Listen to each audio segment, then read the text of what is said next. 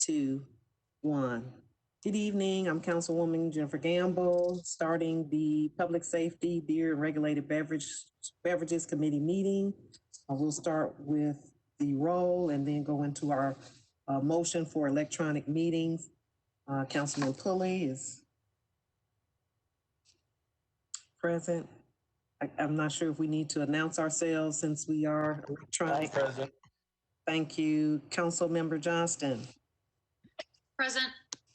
Councilman Nash. Present. Councilmember Roberts. Present. Councilman Rosenberg, Vice Chair. Present. Thank you. Councilmember Swope is absent. Councilman Taylor. Present. Thank you. Councilwoman Vercher. Absent. Councilmember Gamble is here. Councilmember Porterfield. Present. Thank you. We have 8 present. All right. And I will read the motion. And if afterwards I can get a second or a motion and a second, that'd be great. Pursuant to Governor Lee's Executive Order number 65 regarding electronic meetings, I make a motion that this committee meeting agenda constitutes essential business of the Metropolitan Council and that meeting electronically is necessary to protect the health, safety, welfare of Tennesseans in light of the COVID-19 outbreak. May I have a motion? So moved. Second. I can second that. We'll do a roll call vote for approval. Councilman Pulley.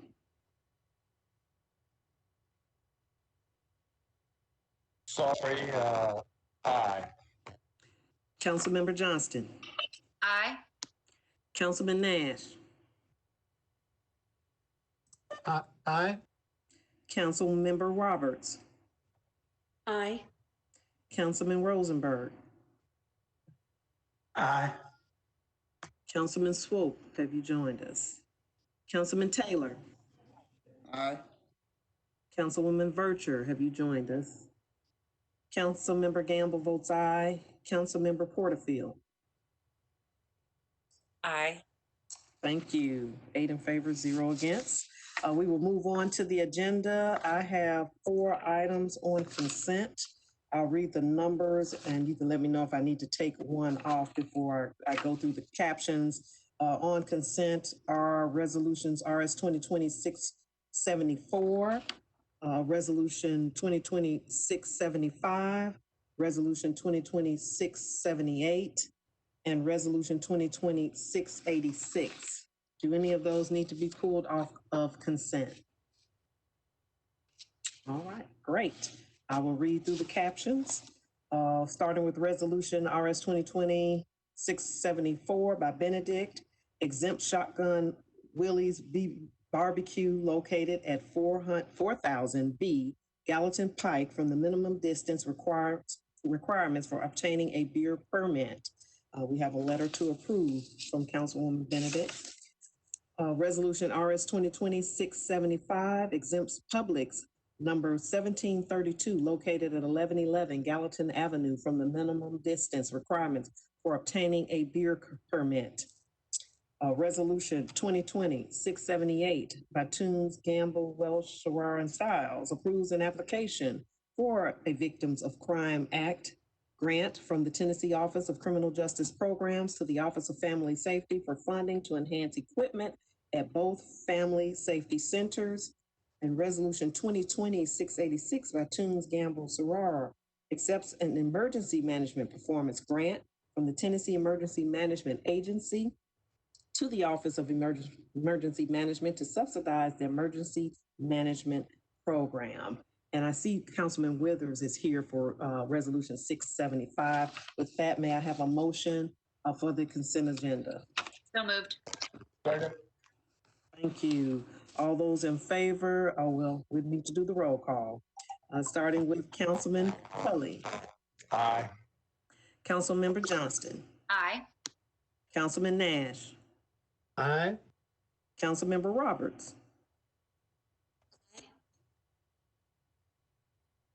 Was that aye? That was an aye. Thank you. Councilman Rosenberg, Aye. Councilmember Taylor, Aye. Councilmember Gamble votes aye. Councilmember Porterfield, Aye. that's 8 in favor, 0 against. Thank you for the consent agenda. Now we will move on to Resolution RS 2020-692 by Councilwoman Hurt. Request the Davidson County Sheriff's Office and the Tennessee Department of Corrections to identify and segregate incarcerated persons who are at a high risk of complications associated with COVID-19. May I have a motion? So moved. Second. Thank you. Is Councilwoman Hurt on the call? Madam Chair, she's trying to switch over from the other channel now. Would it be possible to roll this to the heel? Definitely, yes. We will roll this one to the heel and come back to it. Bills on second reading.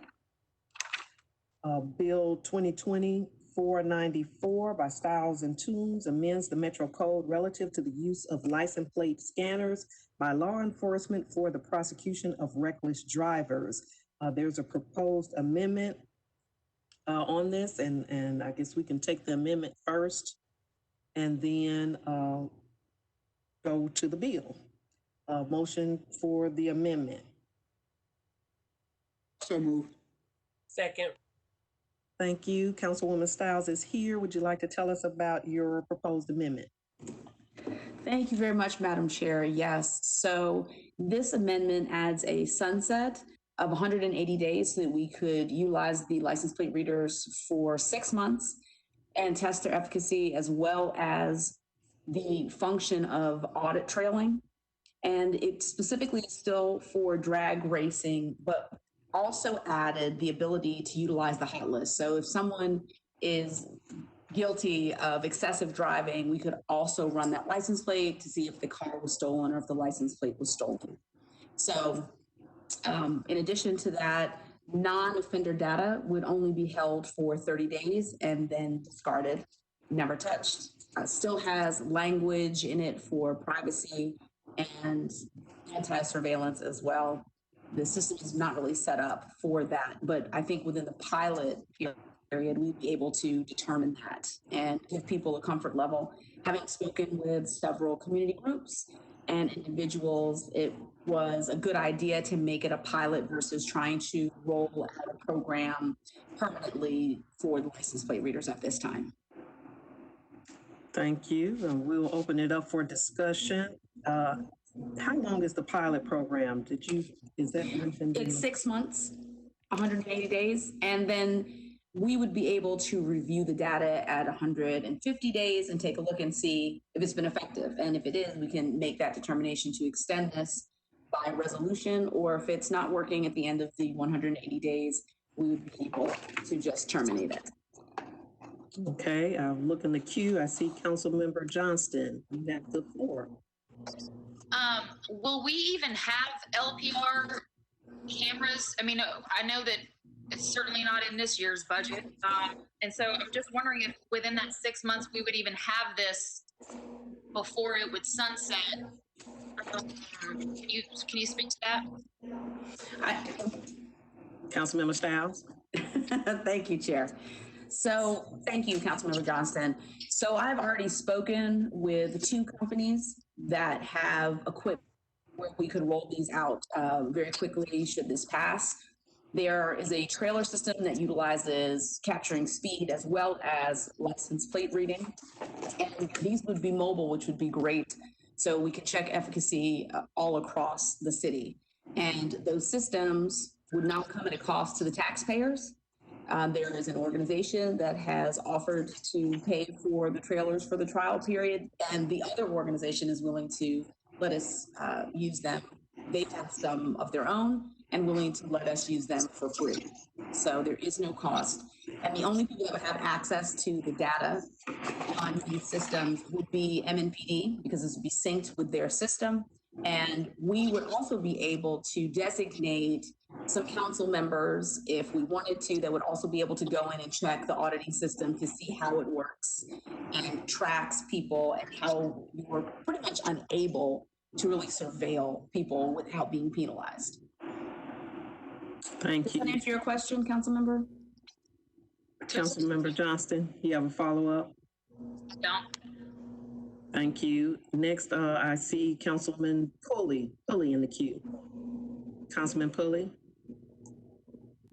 Yes, thank you. So I do want to ask the police department here as a follow-up to Councilmember Johnston's question about the speed trailers. Have you looked at this data, and is the police department comfortable that they can use the speed data that is being provided by these speed trailers to comply with the speed requirement in this legislation? I see That question Captain. makes sense. Thank you. I see Captain Gilder on the line. Captain Gilder, would you like to address that? Yes, ma'am. No, I don't know. I have not actually looked into the specific technology that's been mentioned. To my knowledge, our IT department hasn't looked into any specific LPR system. So I can't speak to the efficacy of how it works and whether it's compatible with our current IT systems. So we don't know, I guess as a follow-up to that, we don't know whether or not the data from these trailers is reliable enough to use to achieve a recognition of the 70-mile-an-hour minimum that is articulated in the bill. Is that the way I understand your answer? Captain Gilder. Yes, sir. That's my answer, because I don't know about the system. I don't know how it works. I don't know how it gauges speed. Okay. I just can't speak to that.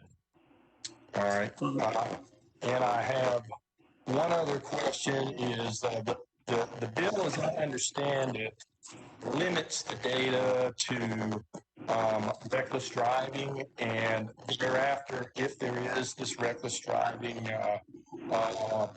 standard that is breached, you could then use the data to find out whether or not the car is stolen. So I guess I would ask either Captain Gilder or our legal department if something happened similar to what we had on I-440, where there was a murder that occurred on the side of the road, and the license plate data from the killer's car was captured. Would we be able to use that data under this bill?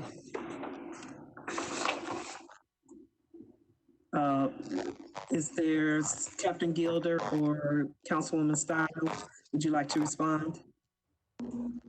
Thank you, Madam Chair. I'd actually like to respond to Councilmember Pulley's first question as well in terms of the data. One of the companies that we could potentially use is called Vigilant, and it is a Motorola product, and Motorola is already being used by MMPD. So it would sync automatically to the IT system that exists. So the data would be correct.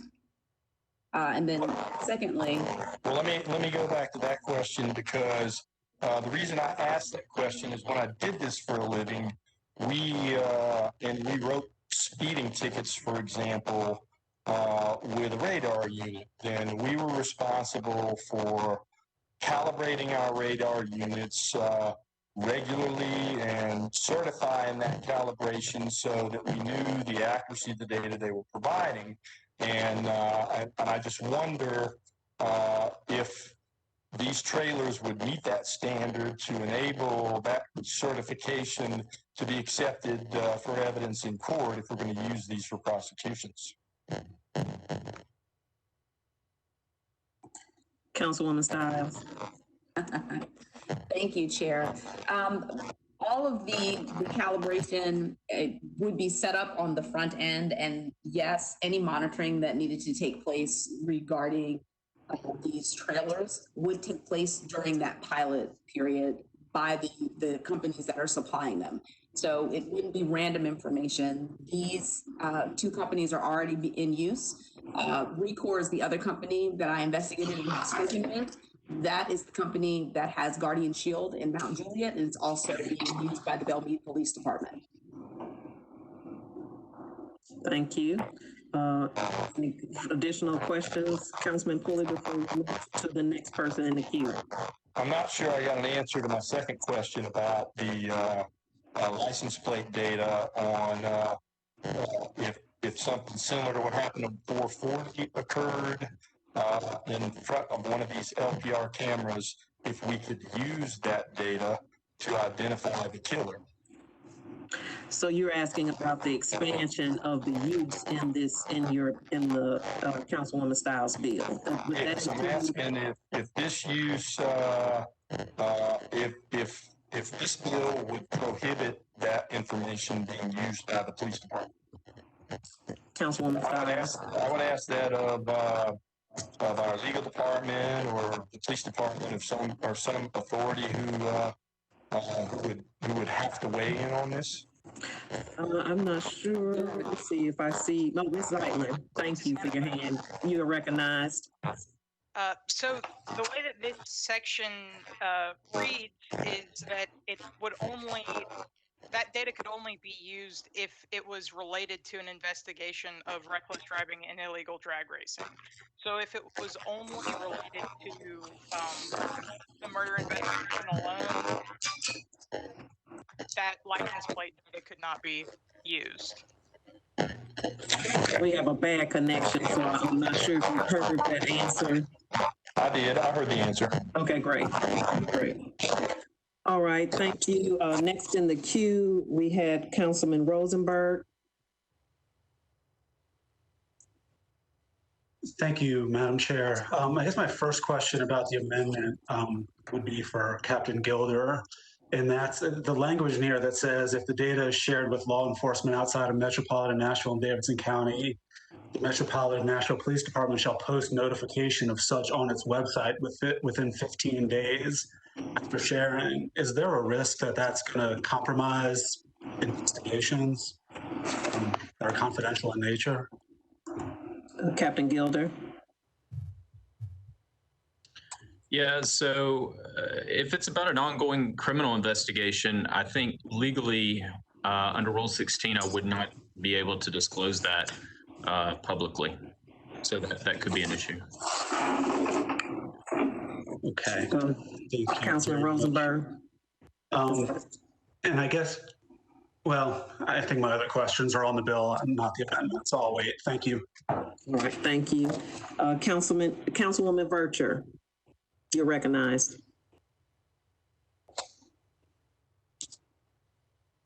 Thank you, Madam Chair. My question is simple. What does the current law state for reckless driving and drag racing?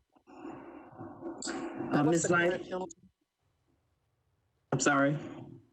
What does the current law state on that? Ms. Zeitlin, can you address that? As in what is considered reckless driving and drag racing? If we're going to capture them and if we're going to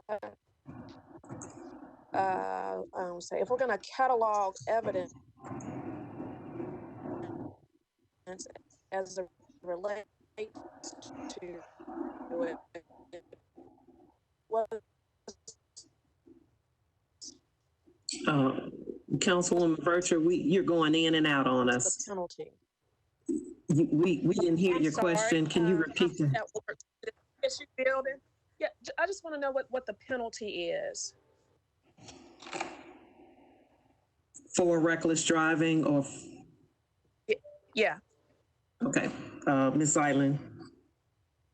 I don't have that information in front of me. I can look it up real quick. I've got the Tennessee code in front of me if you can give me a minute. Okay. Do you have any other questions, Councilwoman Vercher, while she looks that up? No, I'm just asking just to weigh the benefit of the legislation versus the goal that we're trying to get to.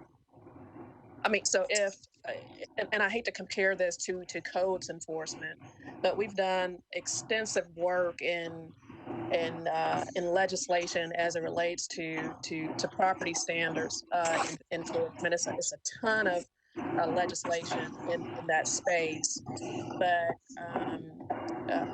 the enforcement side of it continues to lack. Not only that, we have lawyers in the city that go down to the courts pro bono for many citizens in the city and argue cases against the city. So that's why I was asking. Thank you. So if Thank the you. penalty is, and I'm just using this, if the penalty is a $50 speeding ticket for reckless driving, I just want to know. The penalty is a Class B misdemeanor. And there can also be a $50 penalty under the statute. Okay, thank you so much. Thank you, Ms. Island. Next in the Also, queue. if I might, if you are convicted of drag racing, your car can also be seized. And Councilman Nash, you are actually next in the queue. So if you would like to proceed with your question. And you're on mute. I'm waiting to speak on the bill. Okay. All right, are there any other questions on the amendment? All right, with that, no further discussion. And I see Councilman Rosenberg, but you are also waiting on the bill. Okay. Without further discussion, may I have a motion to move the amendment? Moved. Second. All right, and for a roll call vote, Councilman Pulley on the amendment. I'm going to vote no. Okay, Councilwoman Johnston, No. Councilman Nash, No. Councilwoman Roberts, Yes. Councilman Rosenberg, Yes. Councilman Taylor, Aye. Councilwoman Vercher, Aye. Councilwoman Gamble votes aye, Councilwoman Porterfield. Aye. Okay, and that is 5 in favor, 3 against. Did I lose somebody? Because we had 8 before I got Taylor,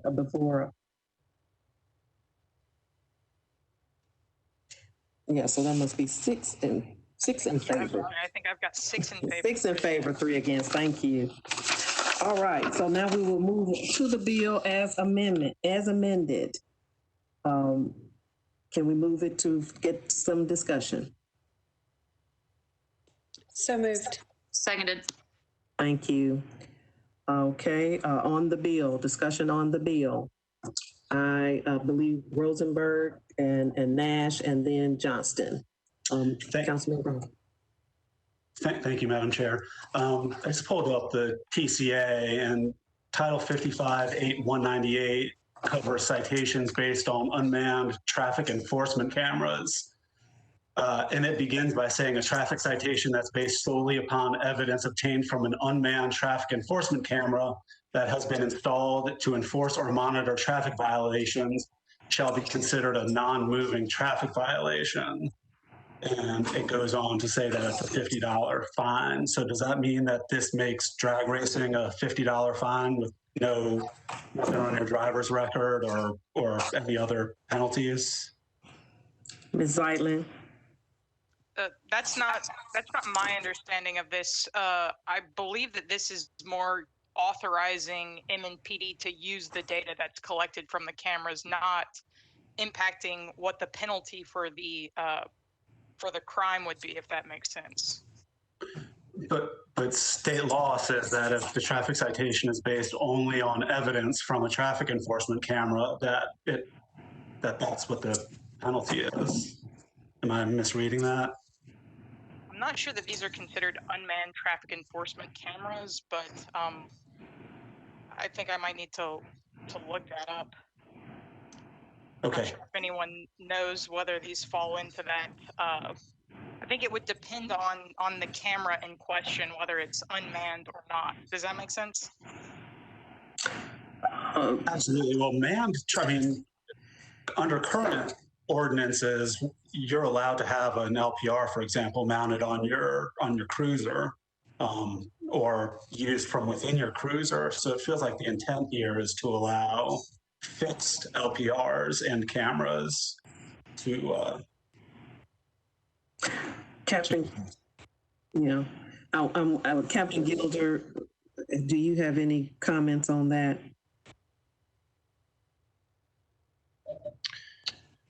Well, as I read the amended bill, it is for the purposes of enforcing those two traffic law provisions, which was drag racing and reckless driving. And I am familiar with the statute that was cited. Obviously, I'm not going to weigh in on a legal opinion as to that application to this, but As far as the unmanned and the LPR camera equipment, and I know you all don't use them currently, and maybe Councilwoman Stiles can elaborate on how it's framed in Mount Juliet or any of the other cities that use them. Councilwoman Stiles. Thank you, Madam Chair. I was waiting to see when I could jump in. So my understanding is that it's real-time information as cars are going by and collecting data. So it's not that they're unmanned per se, because if someone goes through and the license plate pings through the hot list and they're reckless driving, then there can be an immediate response versus going back into a system and trying to search for someone later on. Councilman Rosenberg. Thank you. So that means, I guess, that we're still going to have an officer nearby who's ready to react to this data coming in from an LPR and a speed camera. So it doesn't sound like it's really adding much enforcement. And I kind of go back to my belief that if we want to enforce these laws, then we should pay police officers what they should get paid so that we can fill open positions and staff up and let these be manned by our officers. I don't know that this is going to accomplish as much as we'd hope. So thank you very much. And I'm not sure if we have any license plate reader experts on the line. Just as a heads up, there are public safety conversations planned to discuss the use of LPRs and how they operate starting this Thursday, December 17th online. The Metro Council Public Safety Committee is hosting those meetings, and we should be able to get more answers to our questions in regards to how they operate. But from what I understand, it is not a manned camera. And it is not surveillance that is gone back and looked at. It's a database of pictures of license plates that if a particular license plate is deemed or identified as has been used in a potential crime, then the officer is able to input that license plate into this database and pull up any information about that license plate being in the particular vicinity of where the readers are or where the crime could have been committed. So that's my understanding. I see Councilwoman Stiles raising her hand. If you want to add or correct that, please do. I think I'll speak to both your statement as well as Councilmember Rosenberg's statement. So the purpose of having this item, because we are understaffed in our police force, this helps them. Right now we have drag race stings, on the weekends. And of course, we can't put people at risk, so they're not able to pursue. We're doing aerial pursuits with the helicopter. I think that's costing us far more money. These will, I think, in the long run, while we are building up our police force, which we do not have enough officers, this helps them. And to your understanding, Councilmember Gamble, when a license plate goes through, when the system is set up and all officers have access to this in their vehicles, once the ping comes in, that's how they're able to respond. You're not entering any information. There are only certain people that have access to pursue a license plate that comes in that date. That, for the Belmead Police Department, that's actually only 4 people, and those are dispatchers. They are able to go in and find out the additional information, because license plate readers only capture the plate. There is no personal information at all, no name, no address, no facial recognition at all. Does that help, Councilmember Gamble? Thank you. It does. Councilmember Gamble, do you mind if I ask a follow-up question while we're on this point? Yes, and your mic is a little distorted, but yes, if you have a follow-up to that point, and then we will get back to our list. Okay, sorry about my mic, but in listening to this, I think the point needs to be made. We've kind of danced around it a little bit. Councilman Rosenberg brought up a very good point in that the data that's being supplied here is a license plate. In order to prove this crime, you have to have a driver. So I'm really not sure how combining the license plate with information of the police department is going to enable a police officer to put this together, because the crime will have already occurred when the police officer gets the information and is able to pursue the vehicle, and all he's going to have is a license plate. The driver is essential to being able to prove the crime, so that's the difficulty that we have here in piecing this together. So I'll just shut up and let somebody comment on if they want to. Thank you, Councilman Pulley. Councilman Nash. I think it's very obvious that there's real questions about how effective it is going to be. Mm-hmm. Secondly, even if it were effective, it's very limited use of these cameras that have much more ability to address other crimes, like possibly the one that occurred on I-440 here just recently. I think there's real questions about whether we're ready to hook up to our IT system, and I think those questions need to be answered also. I'd like to hear from Metro IT and let them look at this issue. I'm going to ask that this be deferred another meeting. We have 2 bills on first reading that address the license plate readers. Both of them are much more comprehensive and still have a lot of the safeguards that we want. Let me tell you, I get the calls on the drag racing every weekend. I understand where Council Lady Stiles is coming from and appreciate her attempt here, but I'm not sure that this is the technology that's the most effective at addressing the drag racing, and it's the technology that could be very effective in addressing missing persons, and silver alerts, and other crimes. And I have to see it limited like this if we're going to go down this path and use it. So I asked it to be deferred another meeting. Give us time to answer some of these questions. Okay, there's a motion for a deferral on the table. I do have another name in the queue for discussion. Councilmember Johnston, are you wanting to speak on the motion to defer, or are you?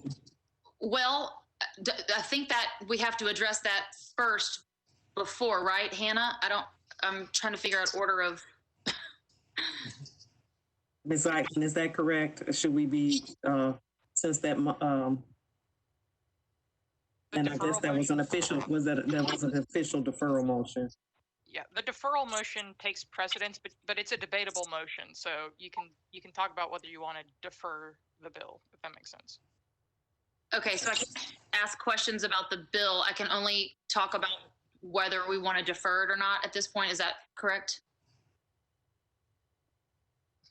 I guess that you can still continue to talk about the bill if it's getting to whether it should be deferred.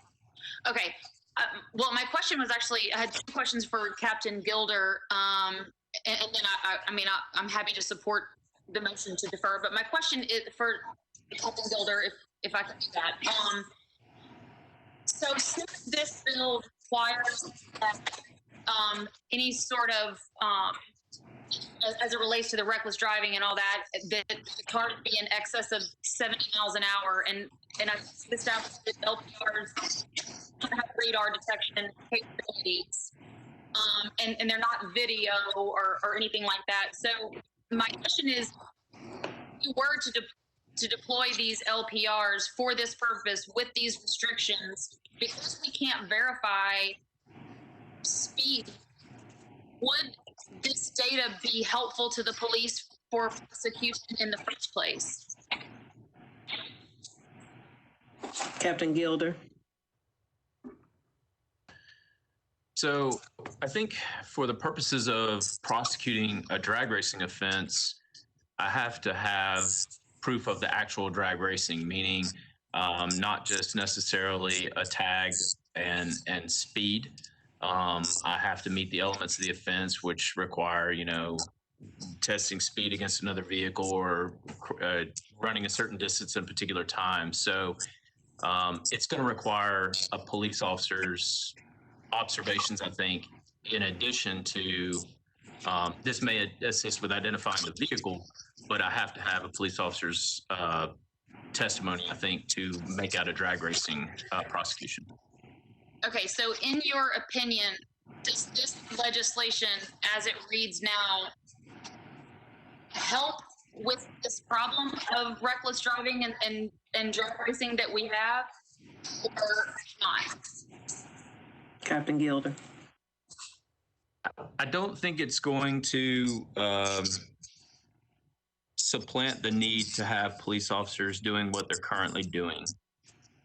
Like I said, it might assist with identifying a vehicle that is fleeing from the offense, but it's not going to monitor and provide all the evidence that I would need to prosecute a drag racing offense. No.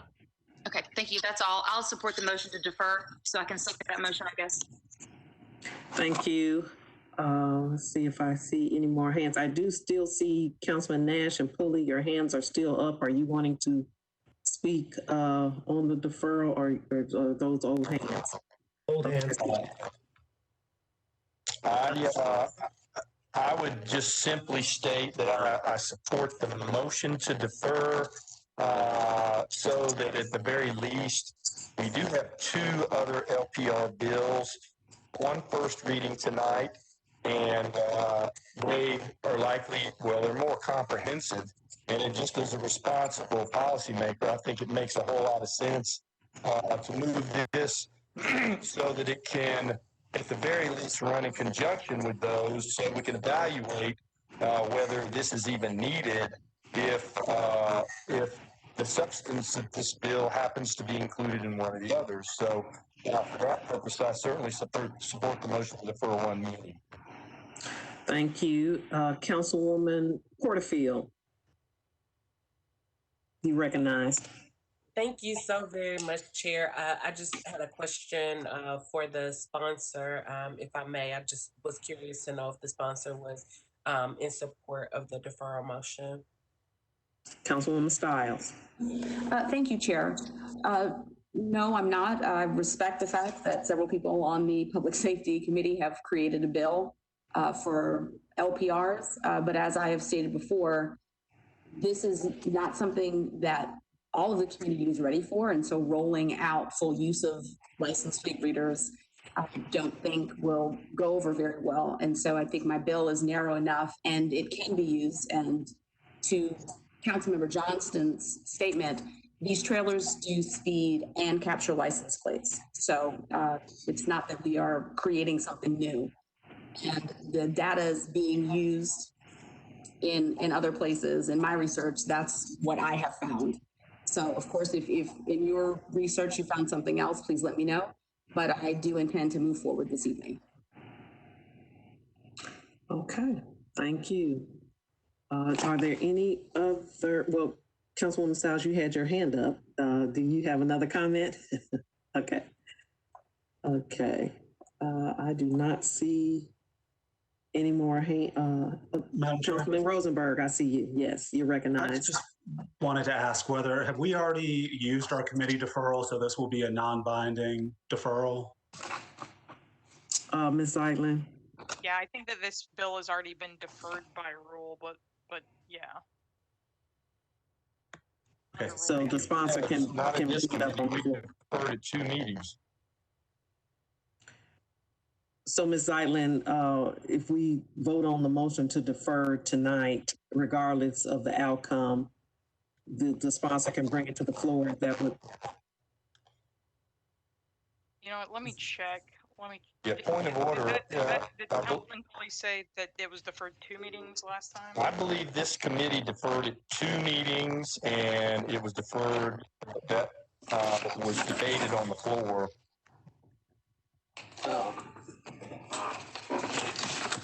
It was only deferred one meeting. The committee had recommended 2 meetings and went to the floor and got deferred just 1 meeting. That's correct, but in committee, it was deferred 2 meetings, so I don't You're think correct. that we.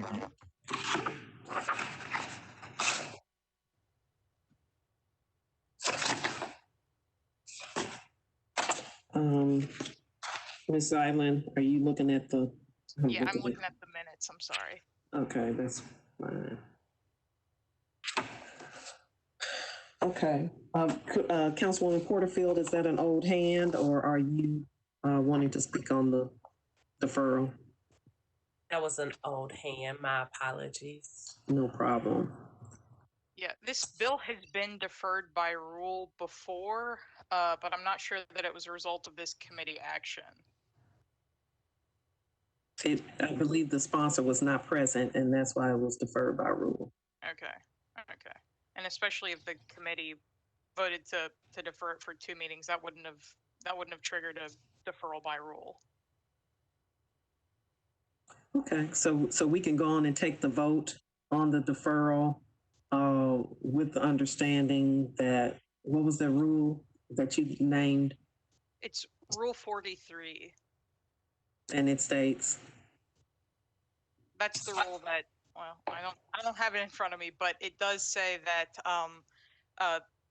when the committee defers a bill for the first time, well, actually, maybe that's when I believe it's the first deferral of the committee that defers it by rule, but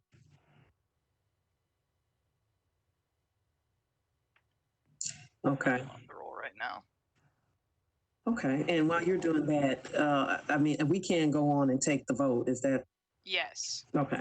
All right, we will go on then. If there's no further discussion, and take the vote on the motion to defer, what was that?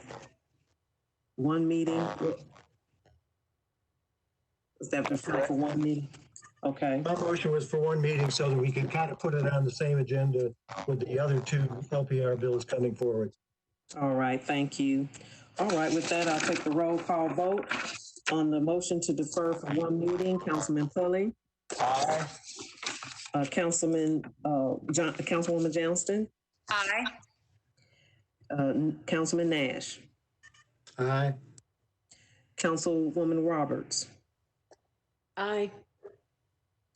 Councilman Rosenberg? Aye. Councilman Taylor? Aye. Councilwoman Vercher?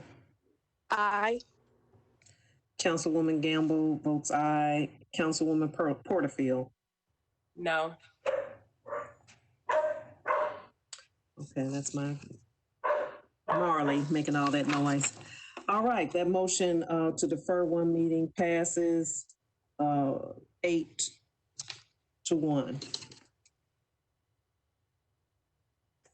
Is that right, Ms. Zeitlin? Is that 7-1?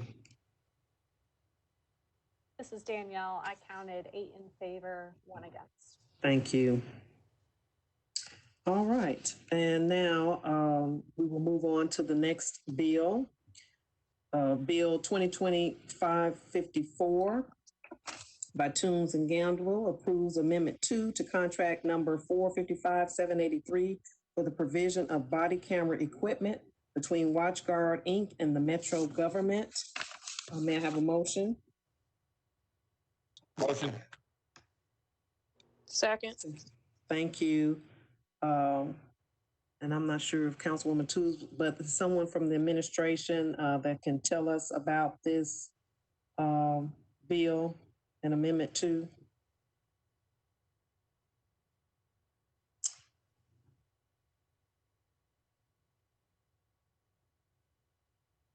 Ms. Seidman, you're busy today. Let's see if I can see.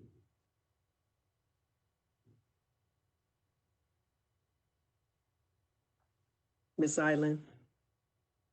I'm sorry, could you repeat that? I was reading the rule. Oh, I'm sorry. I know you're busy. We're working you today. We're on Bill 2025-54, the contract for the provision of body camera equipment between WatchGuard Inc. and the Metro government. Just wanted to, if you had a brief description of what this amendment to the contract is about. Sure, give me 1 second to pull up my notes.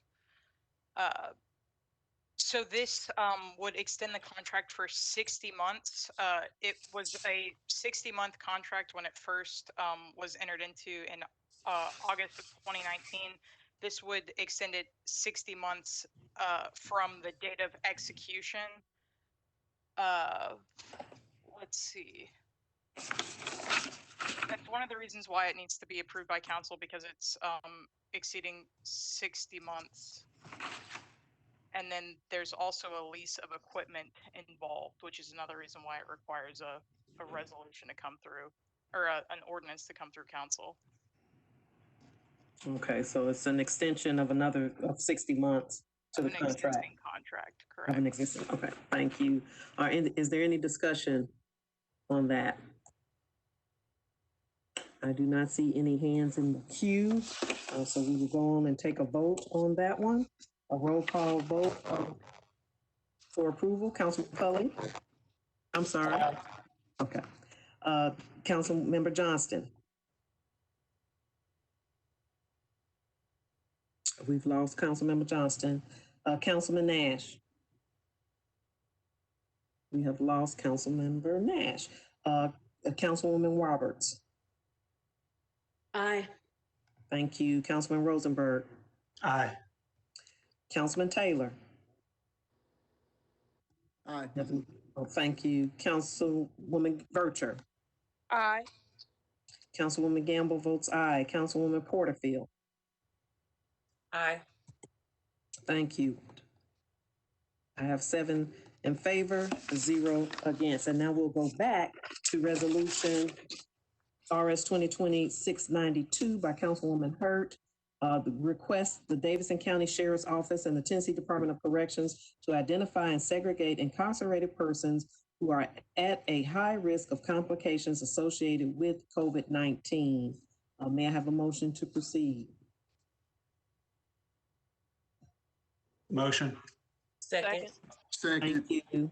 Councilwoman Hurd, would you like to tell us about your resolution?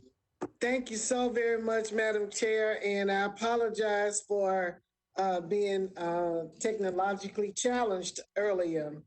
But this resolution basically speaks for itself. We know that many individuals who contract COVID-19, when it does result in a fatality, is because they have had some other underlying conditions. And knowing that there is a vulnerable population that is incarcerated, the resolution is just requesting the Sheriff's Department and the Tennessee Department of Corrections to identify those individuals and keep them safe. Because as the resolution states, and statistics all over says that the incarcerated community has a higher rate that's 5 times that's faster than the nation's growth.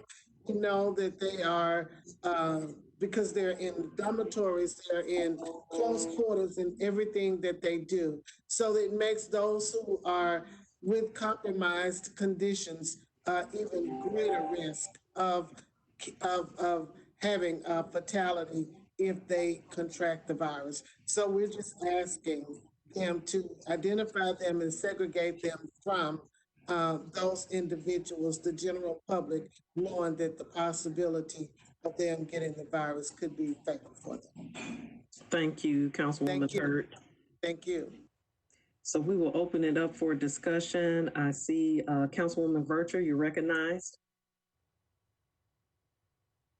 Thank you so much, Chair. Do we have anyone from the Sheriff's Department and or TDOC that can tell us what the current protocols are? That is a great question. I am looking down the list and I do not see anyone. Is anyone here on the call from the Sheriff's Department that can tell us about the protocols?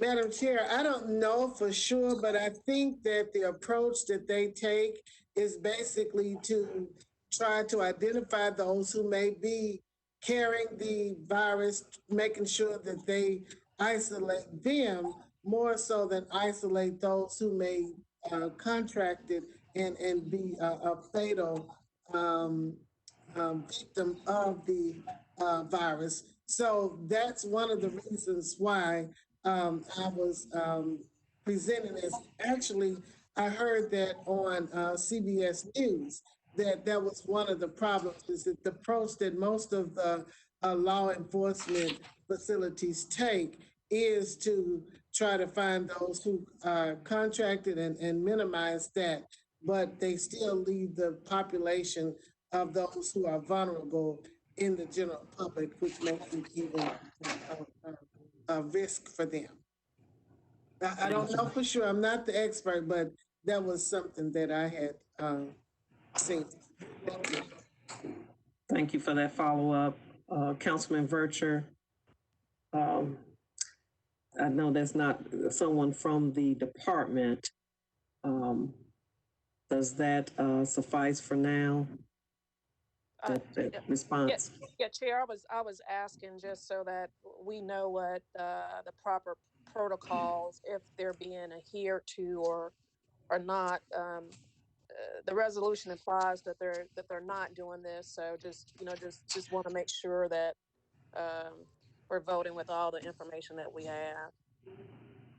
Thank you. As it relates to how they're doing their operations. Yes, Councilwoman Hurt, has the Sheriff's Department expressed that this is an issue, a problem with the rising cases that that needs to be addressed? Have you spoken with them about your resolution, and are they in support? No, I have not. I basically was lending that to the legal department to see if it was something, but I've not had, and likewise, I've not had anyone contacting me indicating that they have a problem with the resolution. Considering that I work in an environment where we deal with people who are at risk of and have compromised immune systems, it's just very important to me to make sure that every precaution is being taken to make sure that those people are segregated from the high risk that occurs in the jail system. Thank you. Ms. Zeitlin, do you have anything to add in review of the resolution? Any comments from the Sheriff's Department or Ms.? No, and I'm not aware of any contact from the Sheriff's Department in opposition either, or in favor for that matter. Okay. So I would say that it's better safe than sorry in this particular situation. And the resolution is basically just requesting that the Sheriff's Department and Tennessee Department of Correction, we don't have the jurisdiction to require them to do so, but it's something that we, I think, should encourage that they practice. Thank you. Thank you. And with that said, I don't see any other hands in the queue, so it looks like we are ready to take a vote on this. And I will start with the roll call. Council, it looks like we may have lost Councilman Pulley.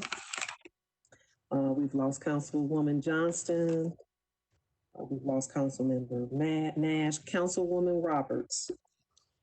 I am an aye. Thank you. Councilman Rosenberg. Aye.